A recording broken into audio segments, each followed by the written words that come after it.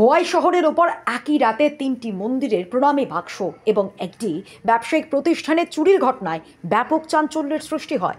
এই চুরির ঘটনায় পুনরায় প্রমাণিত হয় শহরের নিরাপত্তা ব্যবস্থা কতটা ঢিলেঢালা, আর এই নিয়ে সাধারণ মানুষের মধ্যে ব্যাপক ক্ষোভ তৈরি হয়েছে।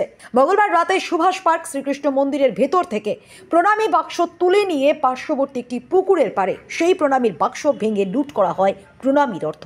একই রকমভাবে অটোরিকশা এবং জিপ স্ট্যান্ডে শনি মন্দিরের প্রণামী বাক্স ভেঙে লুট করা হয় প্রণামীর অর্থ।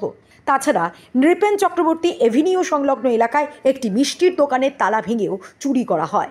একই রাতে একসাথে এতগুলো ধর্মীয় প্রতিষ্ঠান এবং ব্যবসায়িক প্রতিষ্ঠানের চুরির ঘটনায় শহরের নিরাপত্তা নিয়ে বড় ধরনের প্রশ্ন উঠেছে।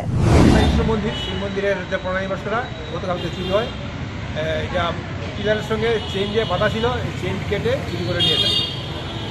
কীরকম পয়সা করে ছিল? এটা তো আমরা 2 মাস 3 মাস খুলি 20 থেকে 25 হাজার টাকা ছিল বলে আমাদের ধারণা।